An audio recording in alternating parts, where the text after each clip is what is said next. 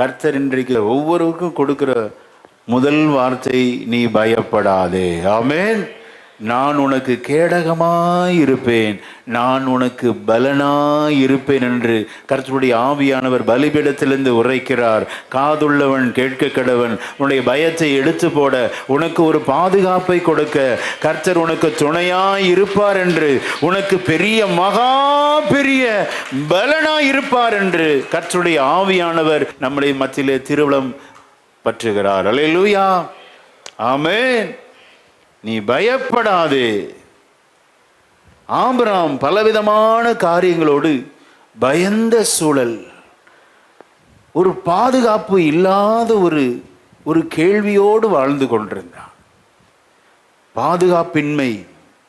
ஆகவேதான் ஆண்டவர் சொல்லுகிறார், நான் உனக்கு கேடகமாய் இருக்கிறேன். அவனுடைய இருதயத்திலே பாதுகாப்பை இழந்தவனாய், துக்கம் நிறைந்தவனாய் காணப்படும் போது ஆண்டவர் அவனோடு பேசுகிற வார்த்தை, நான் உனக்கு கேடகமாயிருப்பேன். ஆமென்.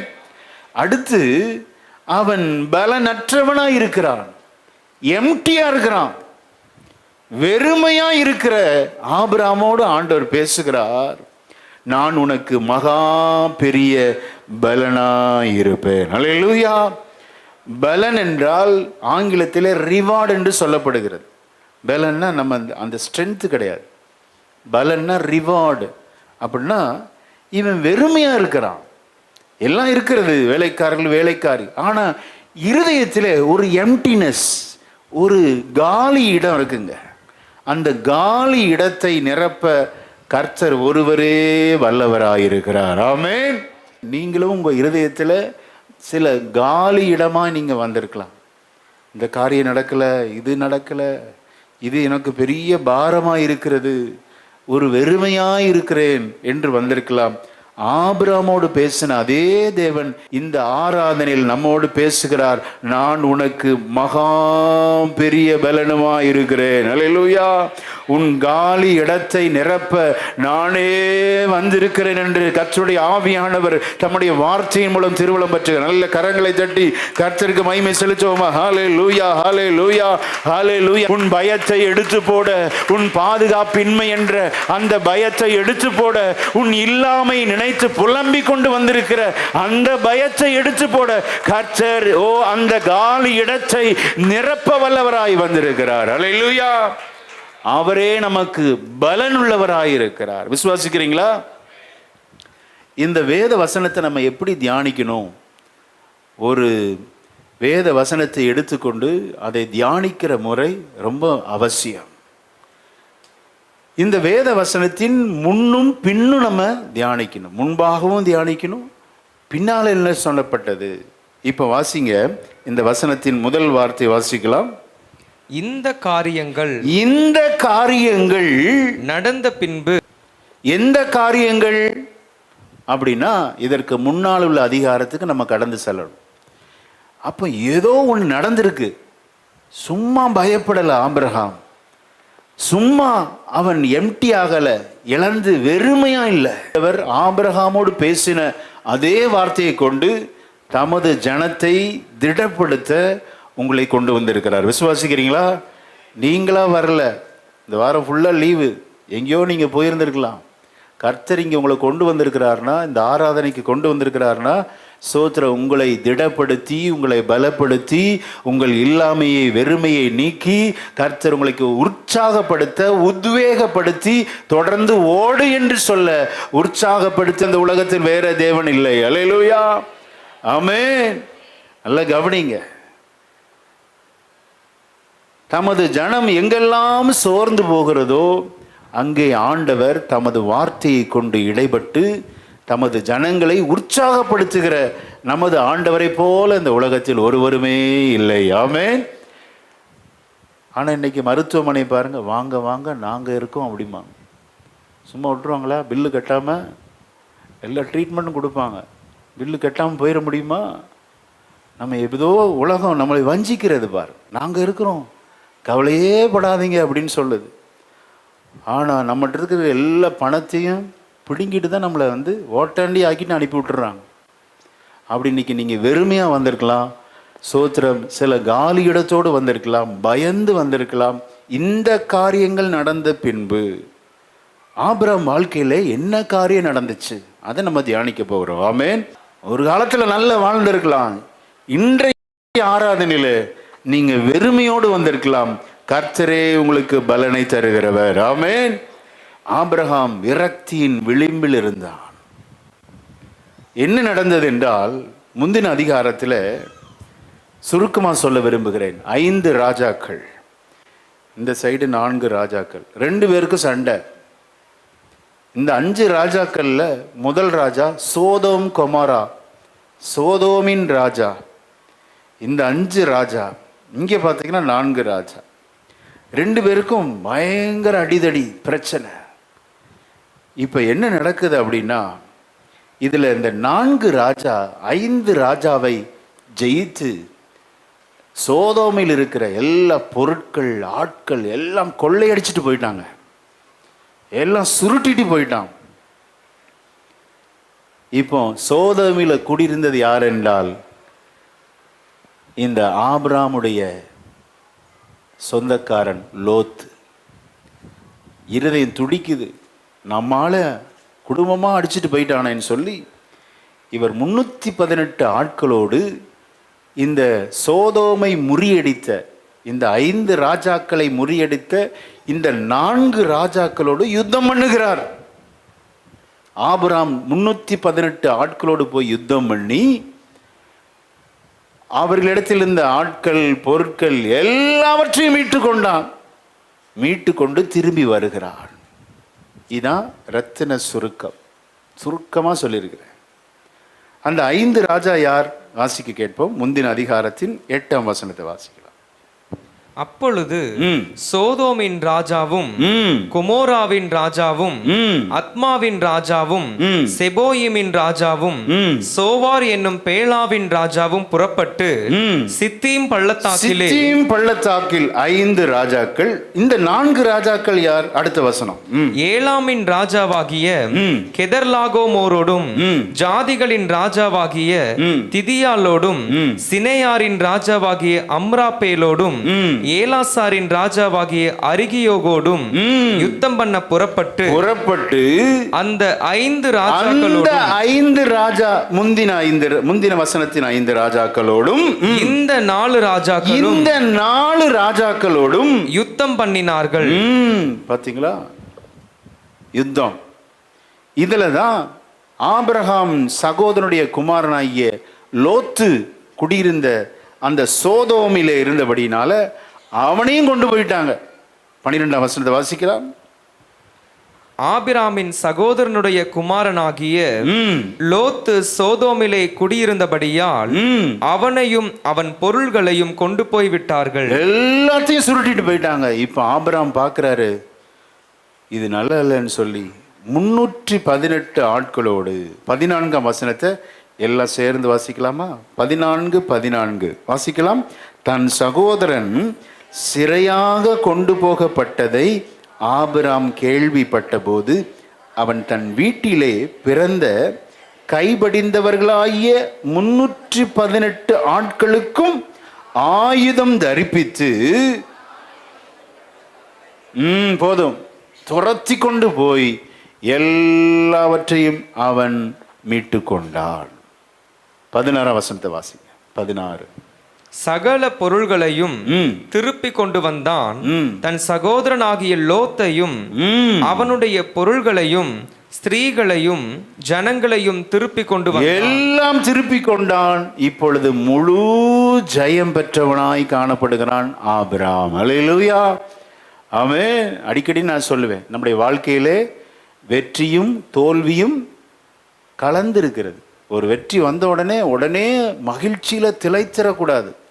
அடுத்து ஒரு பெரிய அடி வரும், கவனமா இருக்கணும். வெற்றி வந்த உடனே தான் ரொம்ப கவனமா இருக்கணும், அப்படியே மிதந்துடக்கூடாது. நம்ம அடுத்து ஒரு தோல்வி, ஒரு பயம் இவனுக்கு வருகிறது.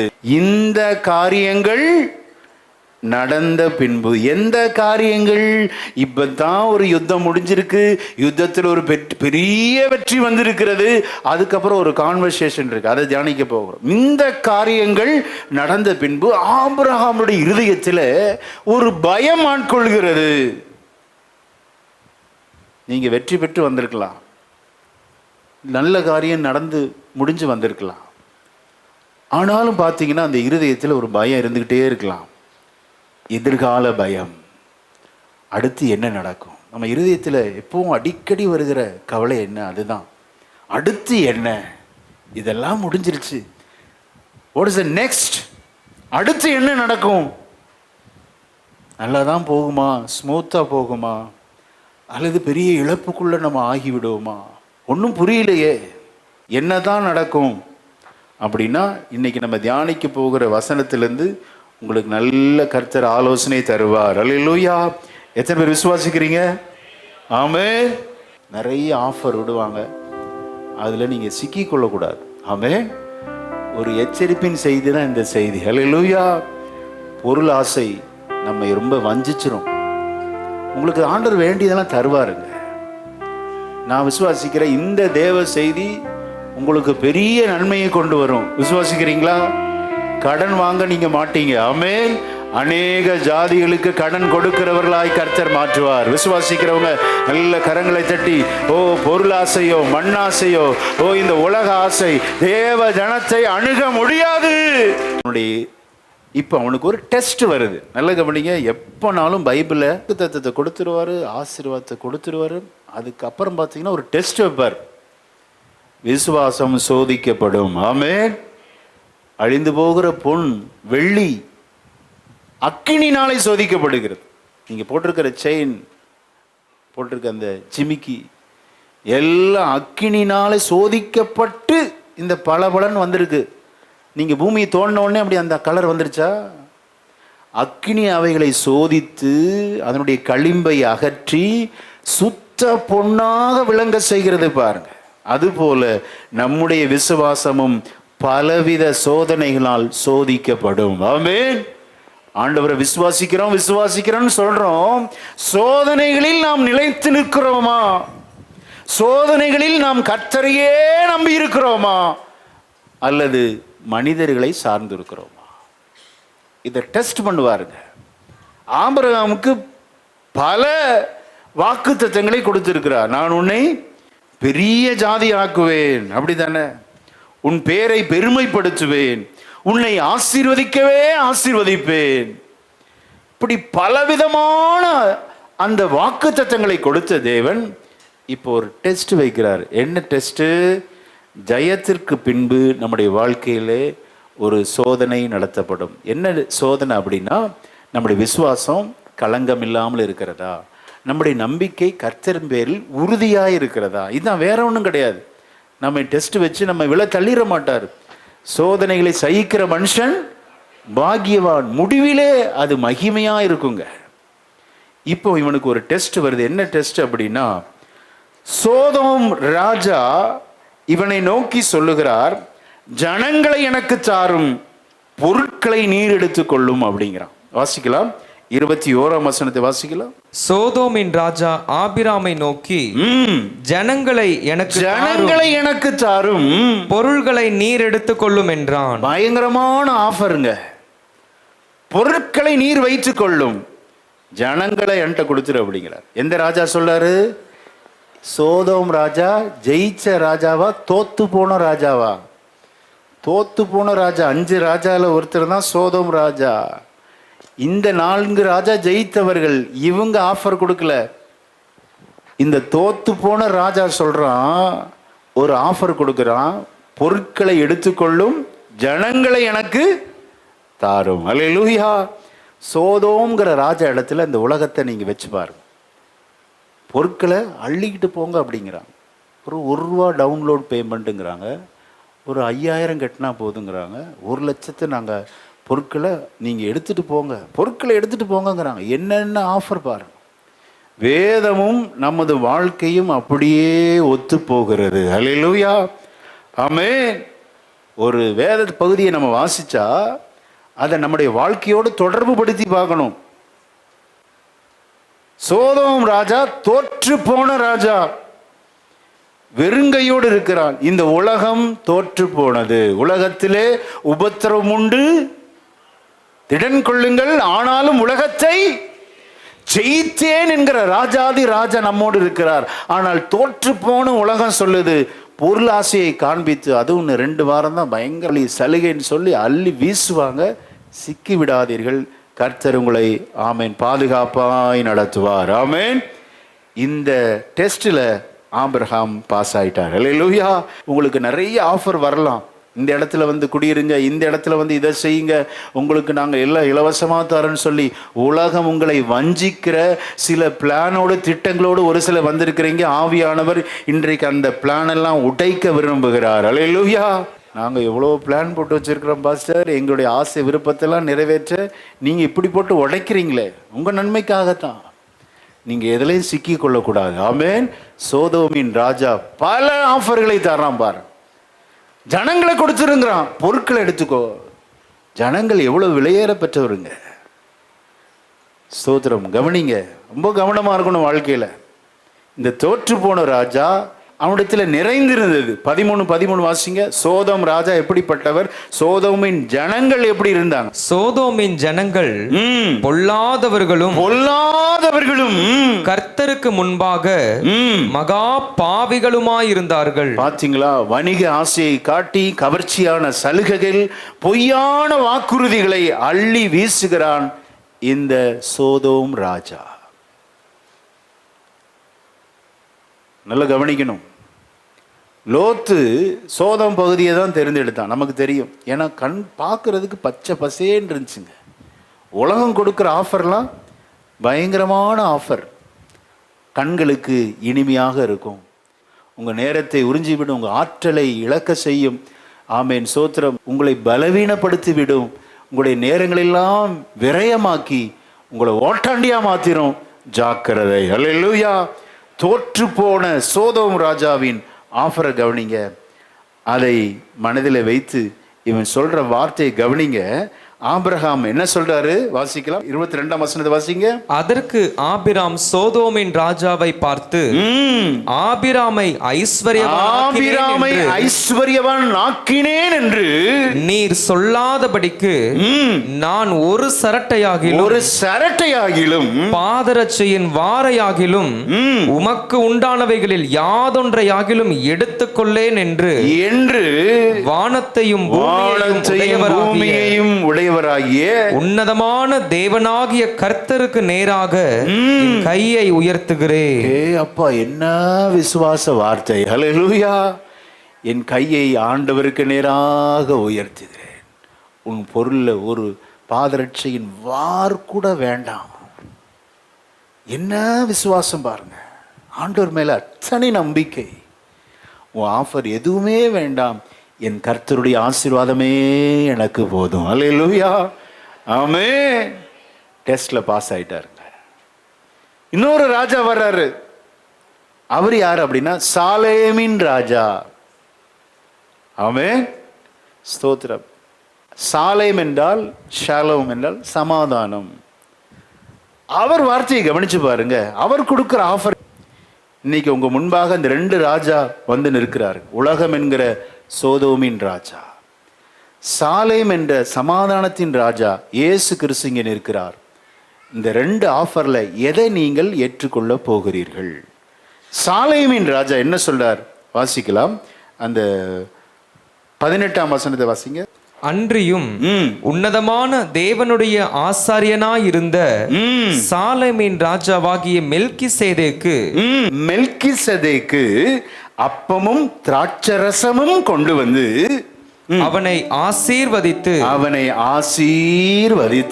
வானத்தையும் பூமியையும் உடையவராகிய உன்னதமான தேவனுடைய ஆசீர்வாதம் ஆபிராமுக்கு உண்டாவதாக. அப்பா, வாயை திறந்து அவ்வளோ பிளஸ் பண்ணி ஒரு பிளஸிங் கொடுக்கிறாருங்க. இந்த காலை வேளையில எந்த ஆஃபரை நம்ம ஏற்றுக்கொள்ள போகிறோம்? தோற்று போன சோதோமின் ராஜாவாகிய உலகத்தின் ஆசீர்வாதத்தையா, அல்லது உலகத்தை ஜெயித்த இந்த சாலேமின் மெல்கிசேதேக்கு ராஜாவுக்கு ஒப்பனையா இருக்கிற இயேசு கிறிஸ்துவை நாம் அவருடைய ஆஃபரை ஏற்றுக்கொள்ள போகிறோம். அல்லேலூயா. இவருடைய வார்த்தையில பாருங்க, ஃபுல்லா தேவன், அவருடைய அந்த உன்னதமான தேவன், ஃபுல்லா 2 வசனத்தில் பார்த்தீங்கன்னா தேவன் அடுத்தடுத்து வர்றார். அவர் உன்னை ஆசீர்வதிப்பாருங்கிறார். பிடுங்கல, இவர் கொடுக்கிறார் பாருங்க. ஆனா சோதோம் ராஜாவின் வார்த்தைகளை ஒரு வார்த்தை கூட கர்த்தர் தேவன் எதுவுமே இல்லைங்க. எந்த ஆசீர்வாதத்தை நீங்கள் தெரிந்து கொள்ள போகிறீர்கள்? ஆமென். சாலேமின் ராஜா அவர் கொடுக்கிற ஆசீர்வாதம் நிரந்தரமான ஆசீர்வாதம். ஆமென். ஆபிரகாம் 2 விதமான அழைப்பில் இந்த சாலேமின் ராஜாவின் ஆசீர்வாதத்தை ஏற்றுக்கொண்டான். ஆமென். சூப்பரான ஒரு ஆசீர்வாதத்தை 20ஆம் வசனத்தில் அவர் சொல்றாருங்க. சத்துருக்களை உன் கையில் கர்த்தர் ஒப்பு கொடுத்த உன்னதமான தேவனுக்கு ஸ்தோத்திரம் என்று சொன்னான். அல்லேலூயா. இந்த காலவெளியில் உங்களை பகைக்கிறவர்களை கர்த்தர் உங்களுக்கு ஒப்பு கொடுப்பார். விசுவாசிக்கிறீங்களா? உங்களை யார் பகைக்கிறார்களோ, உங்களுக்கு விரோதமாக யார் எழும்பி வருகிறார்களோ, அவருடைய ஆயுதங்கள் எல்லாம் கர்த்தர் வாய்க்காமல் போக பண்ணி உங்கள் எதிரிகளின் மேலே உங்களுக்கு ஒரு வெற்றியை கொடுக்கிற உன்னதமான தேவன் இங்கே வந்திருக்கிறார். உன் பலத்தில் அல்ல, உன் ஞானத்தின் அல்ல, உன் சாமர்த்தியத்தின் அல்ல, உன்னதமான தேவன் இந்த வெற்றியை கொடுக்க. நல்ல கரங்களை தட்டி பெற்றுக்கொள், பெற்றுக்கொள், பெற்றுக்கொள். ஹல்லேலூயா. உன்னை பகைக்கிறவர்கள், உன்னை சபிக்கிறவர்கள், உன்னை ஆமென் வெறுக்கிறவர்கள் நடுவிலே உனக்கு ஒரு பந்தியை ஆயத்தப்படுத்துகிற உன்னதமான சாலேமின் ராஜா, மெல்கிசேதேக்கின் ராஜாவுக்கு ஒத்த இயேசு கிறிஸ்து இங்கே வந்திருக்கிறார். அல்லேலூயா. எத்தனை விதமான ஆசீர்வாதம் பாருங்க. இந்த உலகம் தருகிறது சிற்றின்பம், கொஞ்ச நேர இன்பம், அவ்வளவுதாங்க. ஆனால் தேவன் தருகிறது பேரின்பம். ஆமென். அந்த இன்பம் இருதயத்தில் இருந்துகிட்டே இருக்கும். ஆமென். ஸ்தோத்திரம். சிற்றின்பம் கொஞ்ச நேரம் தான் அந்த இன்பம். அது உன்னை வஞ்சிக்கும். சோதோம் ராஜா உன்னை வஞ்சிப்பான், உன்னை ஏமாற்றுவான், பொருட்களை எடுத்துக்கொள் என்று சொல்லுவான், உன் ஆத்துமாவை வஞ்சித்து விடுவான். ஜாக்கிரதை. ஆமென். ரொம்ப எச்சரிக்கையா இருக்கணும் ஜனங்கள். அதற்காக பொருளே வாங்கக்கூடாதுன்னு சொல்லலை. நாங்கள் எதிரியும் இல்லை. நீங்கள் பொருள் வாங்கினா ரொம்ப சந்தோஷப்பட்டு ஜெபம் பண்ணி விடு. வாடகை வீட்டில் இருக்கிறவங்களுக்கு நல்ல சொந்த வீடை கர்த்தர் தருவாராக. விசுவாசிக்கிறீங்களா? நமக்கு வேண்டிய சகலவற்றையும் அதிநதி நேரத்தில் சந்திக்கிற அற்புத தேவனை நாம் வணங்குகிறோம். ஒருபோது மக்களின் மேலே சோத்திரம் குறைவு வரவே வராது. விசுவாசிக்கிறீங்களா? எப்பப்போ வேணுமோ அப்பப்போ தருவார். கடன் இல்லாமல் வாங்குங்கள். அவசரப்பட்டு ஆசைப்பட்டு சோத்திரம் உங்கள் சுய விருப்பத்தை மையமாக வைத்து வாழாதீங்க. தேவ சித்தத்துக்கு ஒப்பு கொடுங்க. ஆமென்.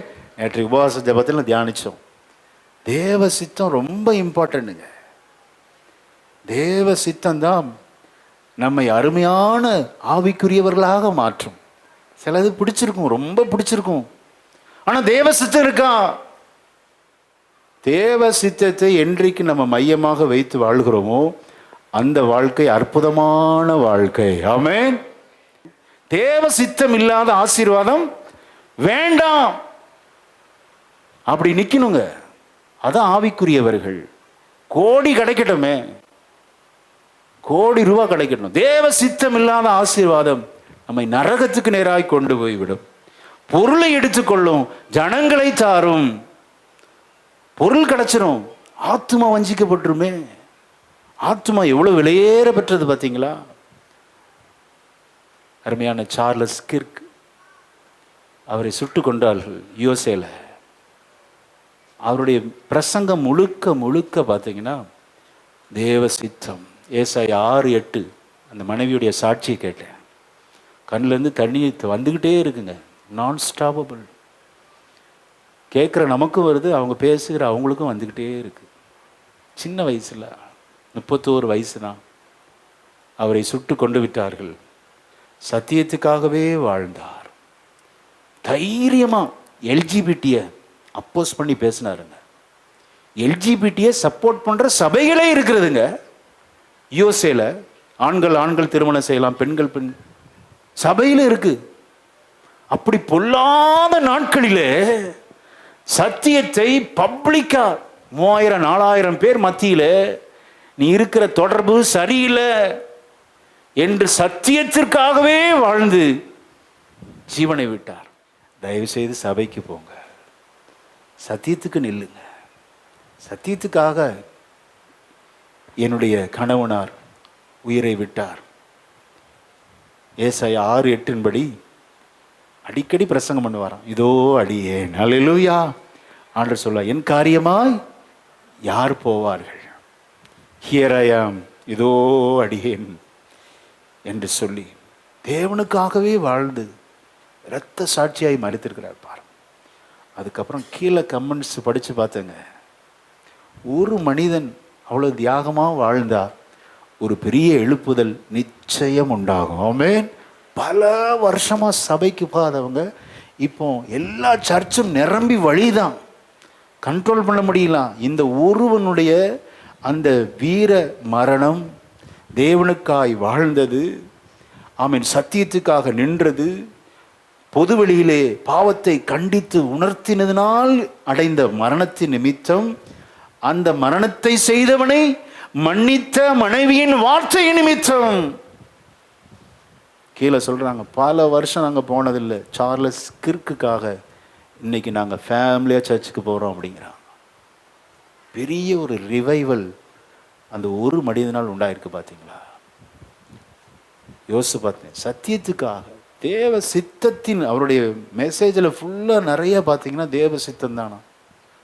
தேவ சித்தத்தின் மையத்தில் வாழ்கிற பிள்ளைகளுக்கு ஆண்டவர் குறைவே வைக்க மாட்டார். ஆமென்.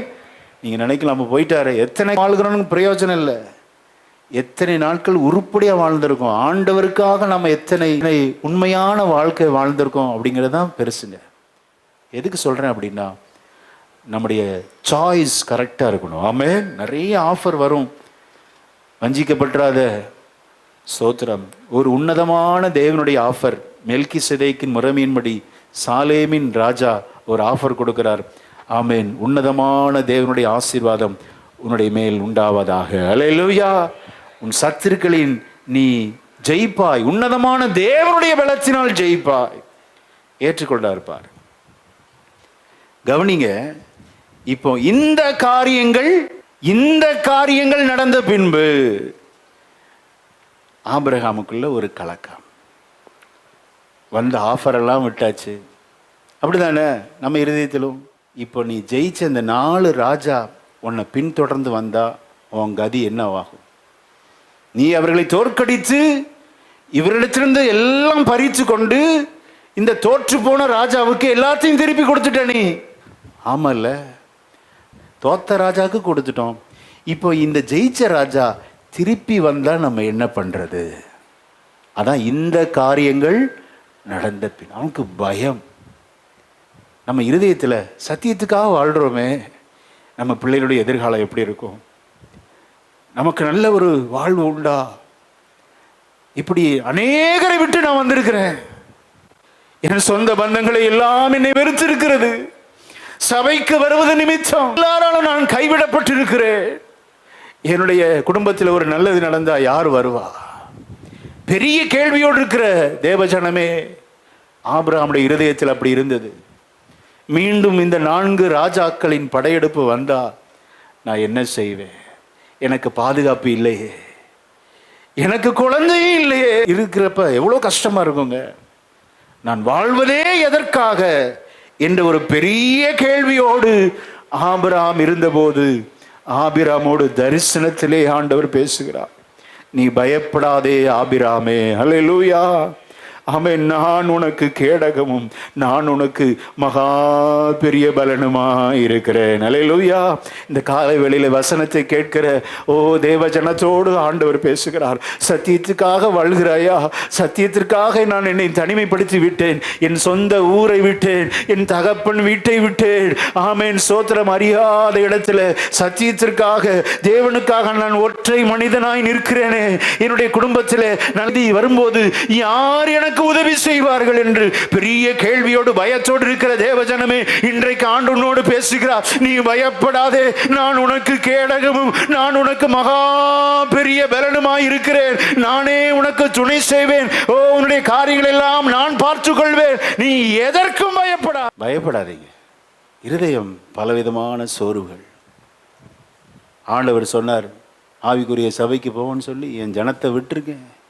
வீட்டை விட்டுருக்கலாம், வேலையை விட்டுருக்கலாம், நிறைய இழந்திருக்கலாம். கவலைப்படாதீங்க.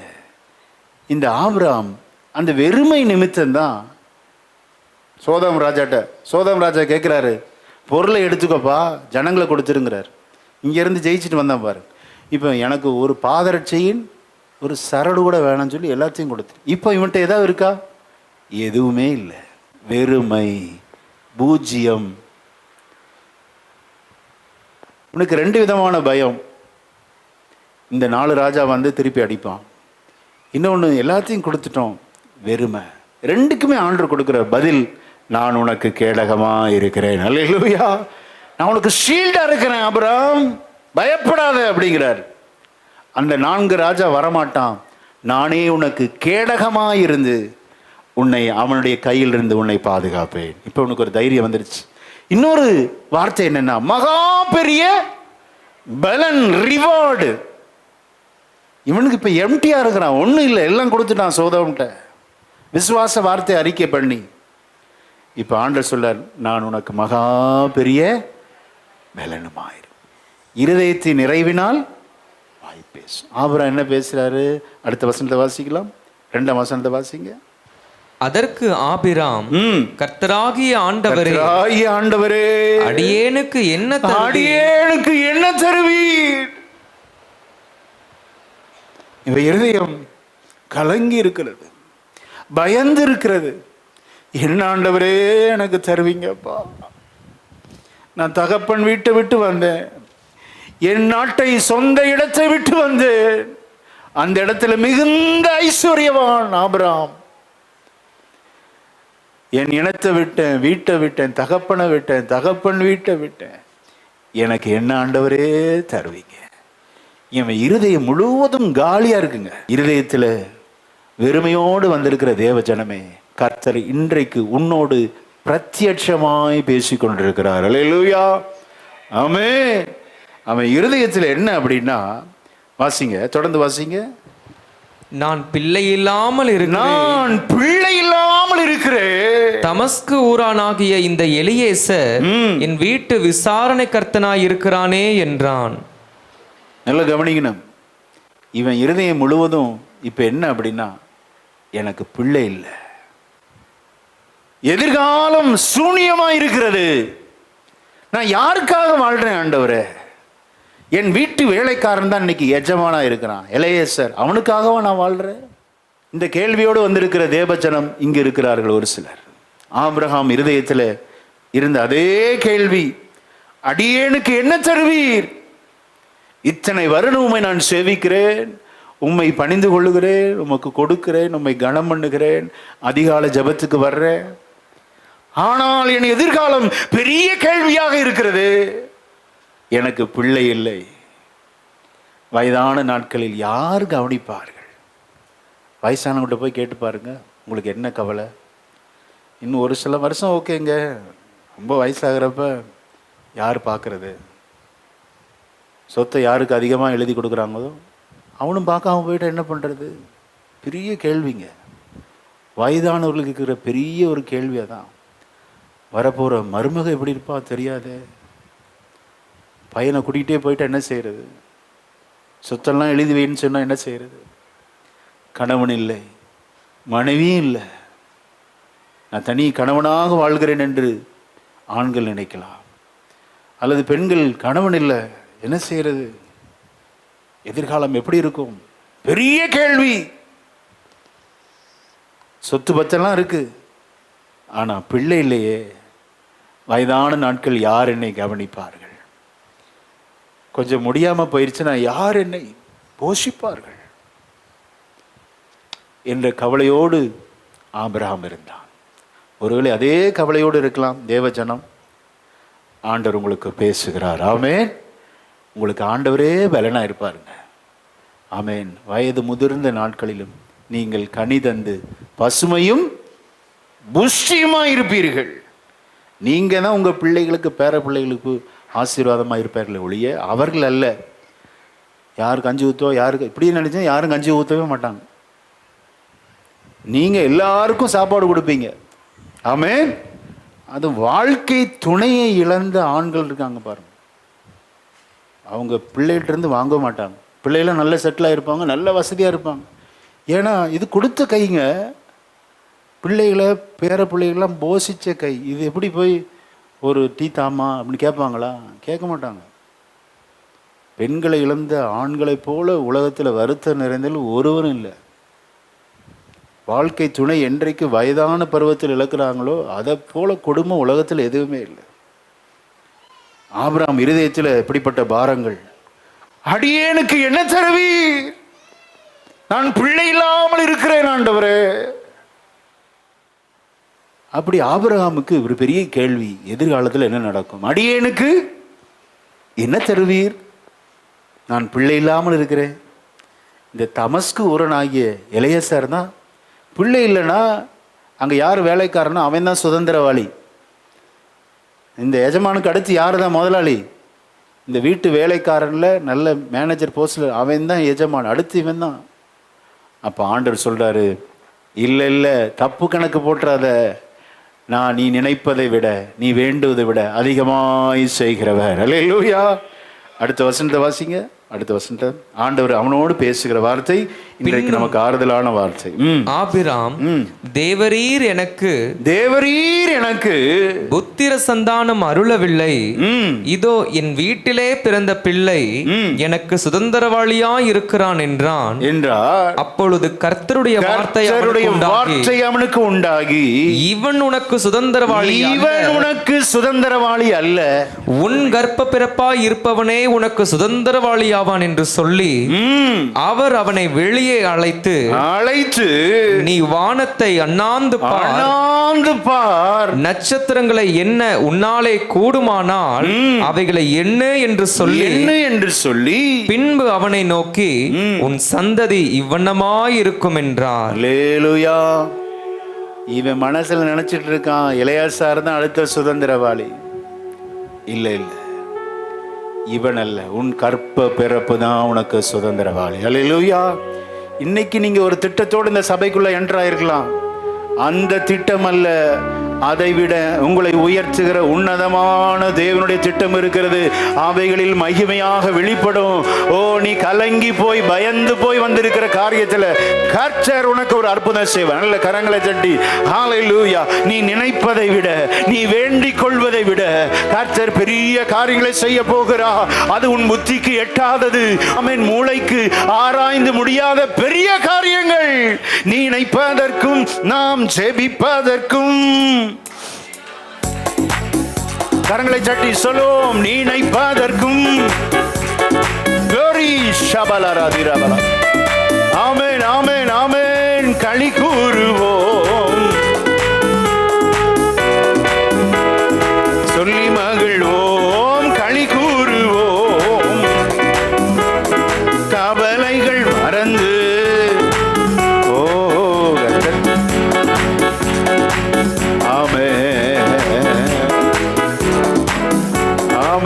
கைதட்டி பாடி மகிழ்ந்திருப்போ. நாளாக்காமல் உன்னை, உன் திட்டங்கள் அல்ல, தேவ திட்டங்கள் நடக்கும். உன்னை தலையாக்குவான்.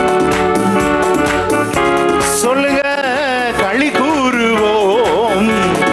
லிமலர் அந்தர ரிஷந்தரபல. எஸ் எஸ், நீ நினைப்பதை விட. ஓ சோத்திரம். இஸ்மவேல் அல்ல, ஓ எலையேசர் அல்ல, ஈசாக்கே உன் சுதந்திரவாளி. இருப்போம், கைதட்டி களி கூறுவோம், கைதட்டி பாடி களி கூறுவோம். ஹல்லேலூயா. இப்போ இங்கே ஆகார் வரல. அதனால யாரை சுதந்திரவாளின்னு நினைக்கிறாரு? எலெயாசார். நமக்கு எல்லாருக்கும் தெரியும். அடுத்து ஆகார் வந்து யார் பிறக்கிறா? இஸ்மவேல். அப்பவும் குழந்தை இல்லை. அப்பவும் யார் நினைக்கிறார் சுதந்திரவாளின்னு? இப்போ ஆகாருடைய மகன் இஸ்மவேல், இஸ்மவேலை சுதந்திரவாளின்னு நினைக்கிறார். அப்போ ஆண்டவர் அதையும் ரிஜெக்ட் பண்ணிட்டு ஈசாக்கை கொண்டு வருகிறார். அல்லேலூயா. பல நேரம் திட்டங்களில் அல்ல தேவ சித்தம். நாம் நினைப்பதை விட, நாம் யோசிப்பதை விட கர்த்தர் ஒரு திட்டத்தை வைத்திருக்கிறார். அல்லேலூயா. இன்றைக்கு நீங்கள் போட்டு கொண்டு வந்திருக்கிற அந்த திட்டத்தை கைவிடுங்கள். கர்த்தர் உங்கள் பேரில், உங்களுடைய பிள்ளைகள் பேரில் பெரிய திட்டத்தை வைத்திருக்கிறார். ஆமென். ஆபிரகாமின் தேவன், ஈசாக்கின் தேவன், யாக்கோபின் தேவன், அப்படி பரம்பரையாய் வருகிற தாவீதின் கோத்திரத்தில் தான் இயேசு கிறிஸ்து பிறக்க வேண்டும் என்பது தேவ திட்டம் ஐயா. ஹல்லேலூயா. அந்த திட்டம் தான் நடக்குமே ஒழிய நமது சுயம் நடக்காது. விசுவாசிக்கிறீங்களா? நம்ம சுயம் அப்போ நம்ம யோசிக்கவே கூடாதான், நம்ம பிளான் பண்ணவே கூடாதான்னு நினைக்கலாம். நம்ம பிளான் தேவ சித்தத்தோடு இணைந்திருந்தால் அது நடக்கும். ஆமென். நம்ம பிளான் பண்ணணும், திட்டம் பண்ணணும், ஜெபிக்கணும். எதை மையமாக வைத்து ஜெபிக்கணும்? இது தேவ சித்தமாக இருக்கணும் ஆண்டவரே, இல்லைன்னா எனக்கு வேண்டாம். அப்படி ஜெபம் பண்ண ஆயத்தமா? ஆமென். அப்படி ஜெபம் பண்ண ஆயத்தம் என்றால் நாம் போடுகிற திட்டங்களில் தேவன் கிரியை செய்வார். அல்லேலூயா. நாம உன்னை தெரிந்து கொண்டு அதை பிடிச்சிட்டு இதை தாரோம் ஆண்டவரேன்னு சொல்லி கட்டாயமாய் ஆண்டவரை வற்புறுத்தாதீங்க. ஸ்தோத்திரம். அது நமக்கு கடைசியில் பார்த்தீங்கன்னா அழுகையும் கண்ணீரும், ஸ்தோத்திரம், வாழ்க்கையே பிடிக்காம போயிருங்க. நம்ம புஸ்தகத்தை படிக்கிறதை விட மிகப்பெரிய நமக்கு படிப்பினைகள் எங்கே கிடைக்கும் அப்படின்னா மனிதர்களிடத்திலிருந்து. புஸ்தகத்தை விட மனிதர்கள் சிறந்தவர்கள். லைவாக பார்க்கலாம். ஒவ்வொரு வாழ்க்கையும் நீங்கள் ட்ரேஸ் அவுட் பண்ணி பார்க்கணும். மனிதர்களை வாசித்து பழகுங்கள், நல்ல ஞானம் கிடைக்கும் உங்களுக்கு. இன்னைக்கு ஆவியானவர் சில வாலிபரோடு பேசுகிறார். உன் இச்சையை நிறைவேற்ற அப்பா அம்மாவை வற்புறுத்தாத, முடிவு நீங்களே ஃபீல் பண்ணிக்கணும். பலிபீடத்திலிருந்து எதுவும் சொல்லக்கூடாதுண்ணா. அப்பா அம்மா வற்புறுத்தி அவங்க இருதயத்தை வேதனைப்படுத்தி நீ பெறுவது ஆசீர்வாதம் பெறாது. தேவ சித்தம் இருந்தால் கிடைக்கட்டும், இல்லைன்னா எனக்கு வேணாம். மேற்படிப்பு அல்லது எதிர்காலங்கள் அல்லது சில வாகனம் வாங்குவது எதுனாலும் சரிங்க, மனசார அவர் கொடுக்கணும். சங்கடப்பட்டு அவர் அழுதுகிட்டே கொடுத்தாருன்னா அதில் ஆசீர்வாதம் வராது. ஆகவே தான் சொல்கிறேன், தேவ சித்தத்தை மையமாக வைத்து வாழுங்க. தேவனுக்கு எது பிடிக்குது? தேவனுடைய திட்டம் என்ன? இங்கே ஆபிரகாமுடைய திட்டம், ஸ்தோத்திரம், எலெயாசார் சுதந்திரவாளிங்கிறார் ஆண்டவர், இல்லைங்கிறார், எடு அப்படிங்கிறார். இதுக்கப்புறம் நமக்கு தெரியும் ஆகார் வருகிறாள். ஆகாருக்கு பிறக்கிற இஸ்மவேல் சுதந்திரவாளியா இருக்கிறானே. இஸ்மவேலை விரட்டுறது அவனுக்கு பிடிக்கவே பிடிக்காது. ஆபிரகாமுக்கு ரொம்ப வருத்தப்படுறான். ஈசாக்கு இல்லை, இஸ்மவேலை ஆகார வெளியே போன்னு சொல்றாரு ஆண்டவர் சொல்லி ரொம்ப சங்கடப்படுறாங்க. அதை நம்ம ஒரு வாக்குத்தத்த ஆராதனை நம்ம தியானிச்சோம். ஆண்டவர் சொல்றாரு, இஸ்மவேலை அனுப்பிவிடு. உனக்கு பிடிச்சதா இருக்கலாம், உன்னுடைய கண்களுக்கு அது இன்பமா இருக்கலாம், உன்னுடைய ஞானத்திற்கு இதுதான் என் வாழ்க்கைன்னு ஃபிக்ஸ் பண்ணாத. தேவ சித்தத்தில் முழங்கார் படிக்கிட்டு மன்றாடி ஜெபம் பண்ணு. ஹல்லேலூயா. நல்ல ஜெபம் பண்ணி முடிவெடுங்கள். ஸ்தோத்திரம். எதிர்காலத்தில் நீங்கள் வேதத்தை வைத்துக் கொள்ளுங்க. வேதம் தான் உங்களுக்கு சிறந்த உதாரணங்க. வேத வசனத்தோடு உங்களுடைய வாழ்க்கை ஒன்றிணைந்து இருக்க வேண்டும். அப்படி நீங்கள் வாழ்க்கையை செய்வோம் என்று ஒரு பொருத்தனை பண்ணி நீங்கள் முன்னேறுங்க. வரலாம், தப்பு கிடையாது. இங்கே நினைக்கிறார்ல, நம்ம வாழ்க்கையோட எசன்ஸ் தான் இருக்கு. ஆபிரகாம் பெரிய விசுவாச வீரர். அவருடைய இருதயம் எலெயாசாரை சார்ந்து போயிருக்கு, இஸ்மவேலை சார்ந்து போயிருக்கு. அப்புறம் தான் கடைசியில் தான் ஈசாக்கு. அப்படி மாறி மாறி எடுத்த உடனே ஆவிக்குரியவங்கள நம்ம இருக்க மாட்டோம். நம்ம இருதயத்தில் எலெயாசார் இருப்பாங்க, இஸ்மவேல் இருப்பாங்க. எல்லாம் கொஞ்சம் கொஞ்சமாக அகற்றணும். இல்லை, இது அல்ல தேவ சித்தம், இதுதான் தேவ சித்தம். அந்த உறுதியை நீங்கள் பெற்றுக்கொண்டா உங்களை ஆண்டவர் ஆசீர்வதிப்பது அதிக நிச்சயம். எப்படிப்பட்ட ஆசீர்வாதம்? அந்த ஆசீர்வாதமான வார்த்தையை வாசித்து முடிச்சிடலாமா? 5ஆம் வசனத்தை வாசிங்க. 15ஆம் அதிகாரம் 5ஆம் வசனத்தை வாசிக்கலாம். அவர் அவனை வெளியே அழைத்து நீ வானத்தை அண்ணாந்து பார், நட்சத்திரங்களை எண்ண உன்னாலே கூடுமானால் அவைகளை எண்ணு என்று சொல்லி பின்பு அவனை நோக்கி உன் சந்ததி இவ்வண்ணமாயிருக்கும் இருக்கும். ஹல்லேலூயா, ஆமென். ஜூஸ் பாருங்களேன், இப்போ எவ்வளோ பேர் இருக்காங்க. இந்த வசனம்லாம் அப்படியே நம்ம கண்களுக்கு முன்பாக நிறைவேறி இருக்குங்க. ஆண்டவர் ரீல்லாம் விட மாட்டார். பொய் சொல்ல அவர் மனிதன் அல்ல, மனமாற மனுபுத்திரனும் அல்ல. அப்படியே நிறைவேறி இருக்கிறதே. இன்றைக்கும் இஸ்ரவேல் ஒரு அசைக்க முடியாத ஒரு நாடாக இந்த உலகத்தில் இருக்கு. பார்த்தீங்களா? அசைக்க முடியாத, யாரும் டச் பண்ண முடியாத தேவன். கேடகம்னா கேடகம் தான். ஆமென். இன்றைக்கு நம்முடைய கண்களுக்கு முன்பாக கேடகம் பாருங்க. வான்வழி தாக்குதல், அந்த டோம் வான்வழி தாக்குதல் அங்கேயே வானத்திலே முறியடிக்கிறது லைவா பார்க்குறாங்க. ஆண்டவர் சொன்னதுதான், கேடகமா இருக்கிறேன். கேடகம் தான். ஹல்லேலூயா. ஒருவனும் டச் பண்ண முடியாது. அவங்களுடைய இஸ்ரவேலுடைய வாழ்க்கையை கவனிச்சு பாருங்க. பூமிக்கடியில் அவ்வளோ அழகா சூப்பராக செட்டில் ஆகிருக்காங்க. எத்தனை பெரிய குண்டு போட்டால் கூட அவங்கள அழிக்கவே முடியாது. எவ்வளோ ஞானம் கொடுத்துருக்குறாங்க. உலகத்தில் வந்த எல்லா டெக்னாலஜியில் மையம் பார்த்தீங்கன்னா யார் கண்டுபிடிச்சு எல்லாம் ஜூஸ் தாங்க. அந்த கோடிங்கில் அவங்கள உலகத்தில் அடிச்சுக்கவே முடியாது. பயப்படாதே, நான் உனக்கு மகா பெரிய. இன்னைக்கும் இஸ்ரவேல் சாம்ராஜ்யத்துக்கு பாருங்க எத்தனை ஆதரவுகள். எல்லா டெக்னாலஜியில் நம்பர் 1 அவங்க தாங்க. ஆண்டவர் ஒரு வார்த்தை சொன்னதுதான். நீங்கள் சொல்லலாம், பாஸ்டர் இஸ்ரவேலர் இருந்தாலும் நாம இஸ்ரவேலர் இல்லையே. நம்ம இயேசுவின் ரத்தத்தால் கழுவப்பட்ட இஸ்ரவேலர்கள். அல்லேலூயா. அவர்களை விட நாம தான் ஆசீர்வதிக்கப்பட்டவங்க. நம்ம யாரும் தொட முடியாது. விசுவாசிக்கிறீங்களா? யாருக்காக சபைக்கு வராதீங்க, கர்த்தருக்காக. கர்த்தர் பேரில் உள்ள நம்பிக்கை, கர்த்தரை நோக்கி பார்க்க வாருங்கள். உங்கள் விசுவாசத்தை தேவன் கனம் பண்ணுவார். இன்றைக்கும் இஸ்ரவேல் நமக்கு முன்பாக லிவிங் டெஸ்டிமனியா இருக்கு பாருங்க. இவ்வளோ உயிருள்ள சாட்சியா இருக்கிற இந்த வேத வசனமாக நாம் ஒவ்வொருவரையும் ஆசீர்வதிப்பார். ஆமென். நான் உனக்கு கேடகம். பயந்தான். ஆண்டவர் சொல்ல, நான் தான் உனக்கு கேடகம், யாரும் உன்னை டச் பண்ண முடியாது. வெறுமை நினைத்து புலம்புகிறான். ஆண்டவர் சொல்றாரு, உனக்கு மகா பெரிய பலனுமா இருக்கிறேன். அல்லேலூயா. பிள்ளை இல்லாம இருக்கிறேன் ஆண்டவர், அதையும் தருவேன். நீங்க எதையெல்லாம் இல்லை நினைச்சு வந்திருக்கிறீங்களோ எல்லாவற்றையும் ஆண்டவர் தர வல்லவராயிருக்கிறார். ஆமென்.